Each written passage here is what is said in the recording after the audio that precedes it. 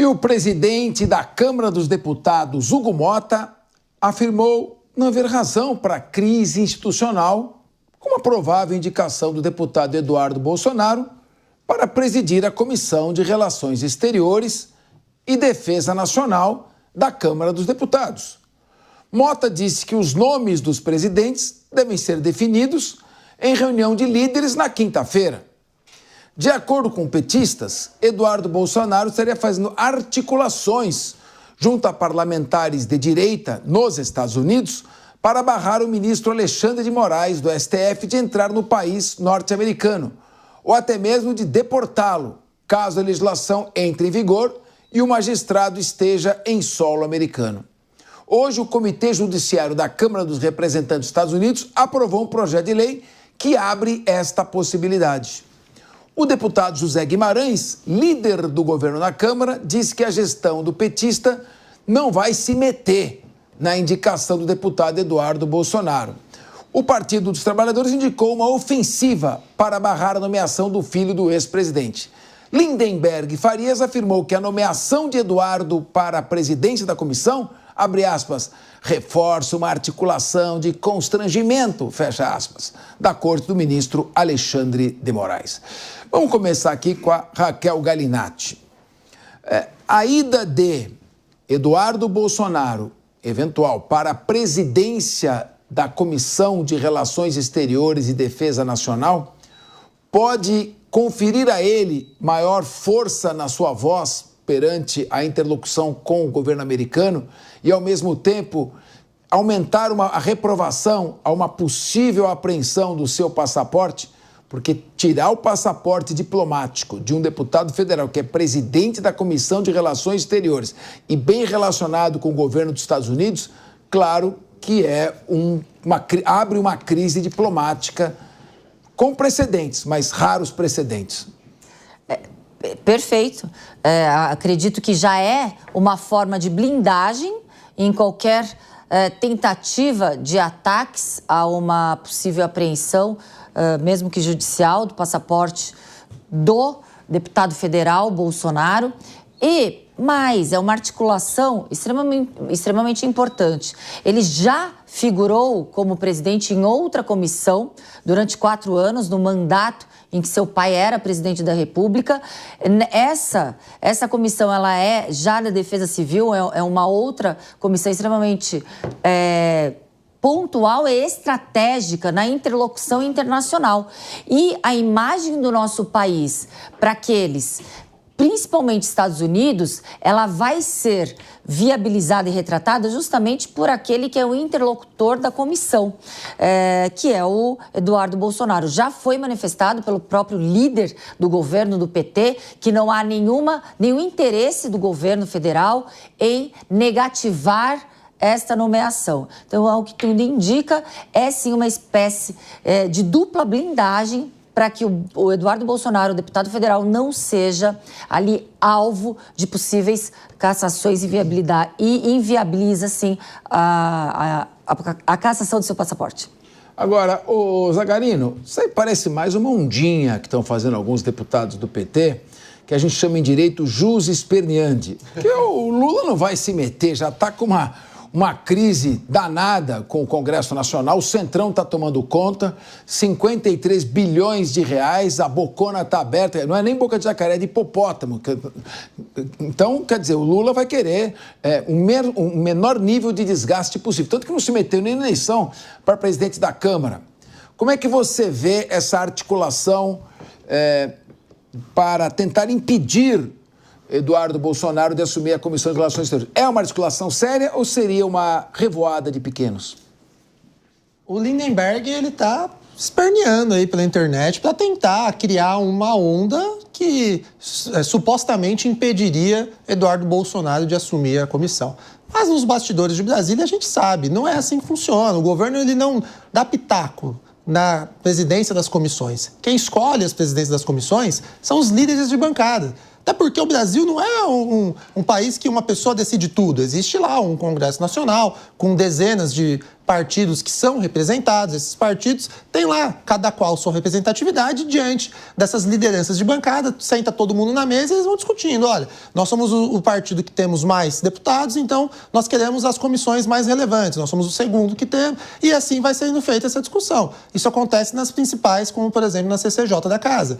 E nessa comissão que Eduardo Bolsonaro entende ser relevante para a pauta que ele vem defendendo, dos ataques que vem sendo sofrendo em relação a questões institucionais no Brasil, é completamente plausível que ele queira ser o presidente, que ele negocie e que ele tenha o seu nome indicado pela liderança da bancada do PL, que é hoje ainda o partido que tem mais cadeiras no Congresso, para ser o presidente. Não vai ser o presidente Lula que vai se indispor, mas sim alguns deputados que ficam ali não querendo largar o osso, não querendo ver o crescimento de deputados como o nome de Eduardo Bolsonaro e acabam fazendo esse carnaval fora de época, né? Por mais que tenha acabado de terminar o carnaval. É um carnaval, é o que você falou, jus esperneando. Não vai ser levado adiante, eu acredito que é muito difícil o PT e o presidente Lula querer se indispor tal qual com toda a liderança de bancada. Não é um acordo entre PL e a comissão e Eduardo Bolsonaro, mas sim todas as lideranças das bancadas do Congresso. Agora, o Túlio Nassa me parece mais um movimento do Lindenberg Farias e o seu grupo, porque ele já pediu, ele mesmo foi encarregado de pedir a suspensão do passaporte do Eduardo Bolsonaro. Na verdade, acho que ele foi destacado para o pelotão de frente. E o presidente Lula vai se colocar à margem dessa briga. Mais uma estratégia de desgaste, não é? Agora, por outro lado, eu quero te perguntar isso, e se o fato do Eduardo Bolsonaro assumir a presidência dessa comissão se cria um obstáculo político ainda maior para a apreensão do seu passaporte, como pediu Lindenberg Farias? Olha, Capês, o cenário está colocado e tem uma questão interessante aí também que pode ser revelada num segundo momento desse jogo de xadrez. Nesse momento, me parece claro, também concordo com os colegas aqui, que o governo não teria força para impedir essa nomeação do Eduardo Bolsonaro. Até porque isso já foi objeto de acordo lá na eleição da presidência da Câmara, entre os partidos políticos, já se definiu através do apoio quem queria nomear para qual comissão. Então, essa articulação ela está fechada. Então, me parece realmente que o Lindenberg está sendo usado como ponta de lança aí e não o governo vai entrar numa briga que ele não tem força para negociar e para derrubar essa indicação. No entanto, além dessa nomeação servir como defesa, como muito bem salientou a Raquel, me parece também que há uma grande possibilidade de essa nomeação servir como ataque, porque o Eduardo Bolsonaro vai ter um grande poder perante os organismos internacionais de falar sobre o que vem acontecendo no Brasil. E são coisas realmente delicadas que vem acontecendo no Brasil em termos de censura, de devido processo legal, e isso pode causar, sim, diferente do que o Hugo Mota está preconizando, uma crise institucional entre o Congresso, não o governo, mas o Supremo Tribunal Federal. Então, quem pode, aí sim, ter força para querer barrar essa nomeação seria o Supremo Tribunal Federal, porque ele me parece que vai ser, e não o governo Lula, mas o Supremo Tribunal Federal vai ser um alvo muito visado nessa comissão. Então, não sei se o governo teria essa força, mas já não digo mesmo em relação ao Supremo. Vamos ver cenas do próximo capítulo, Capês. Rodolfo Maris. Teoricamente, o STF não tem esse poder, tá, para fazer isso. Por quê? Porque, regimentalmente falando, quem detém o maior partido na Câmara escolhe as duas primeiras comissões. Nesse caso, o PL, que elegeu 99 deputados. O STF nem pode se meter nesse regimento, porque é uma questão democrática e diplomática também.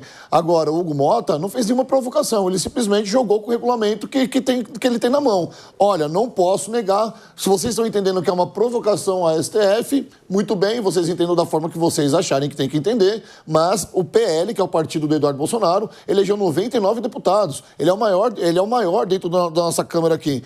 E cabe as duas primeiras comissões ao PL. Agora, ele escolheu uma das comissões estratégicas, mas eu não vejo que o STF tem permissão, né, teoricamente falando, para se envolver nisso, Capês.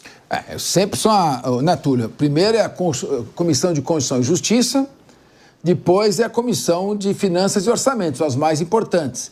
Aí é que vem as demais comissões, normalmente o PT pede sempre a Comissão de Educação, enfim. Como você vê essa articulação? Parece uma articulação de presidências de comissões, uma coisa muito interna da casa para alguém de fora meter o bedelho.